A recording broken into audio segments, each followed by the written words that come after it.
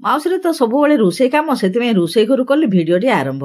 ଟିକେ କଟାକଟି କରି ଆଳୁ, କଞ୍ଚାଲଙ୍କା, ଟମାଟୋ ବସେଇଦେଲି ଟିକେ ଚୁଡ଼ା ସନ୍ତୁଳା। ଆଜି ପିଆଜ ରସୁଣ ନାହିଁ ତ, ସେଥିପାଇଁ ଆଳୁ ଟିକେ ପକେଇ ଦେଇ ଚୁଡ଼ା ସନ୍ତୁଳାଟି କରିଦେଲି। ସେତେବେଳୁ ଝିଅ କହିଲା, ବୋଉ ଚାଲ ଛାତ ଉପରୁ ଯିବା, ଦେଖିବା କଟକ ସହର।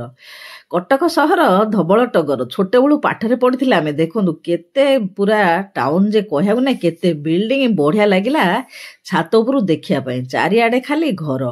ଦେଖି ଦେଖି ଆସିଲୁ, ତାପରେ ଖାଇଦେଲୁ ଜଳଖିଆଟି ଖାଇଦେଇକି ଝିଅ ପଳେଇଗଲା ଡ୍ୟୁଟି, ମୁଁ ଲାଗି ପଡିଲି ରୋଷେଇ ଦେହରେ। ଆଉ ଡାଲିଟି ସେପଟେ ଫୁଟଣ କରିଦେଲି, ଆଉ ମଟର ସିଝାଇବାକୁ ବସିକି ପରିବା ପତ୍ର ଟିକେ କାଟିଦେଲି। ମୁଁ ଆଣିଥିଲି ଫୁଲକୋବି ଶାଗ ଭାଜି ଖାଇ ଦେଇଥିଲି, ତା ନାଡ଼ି ସବୁ ରଖିଥିଲି।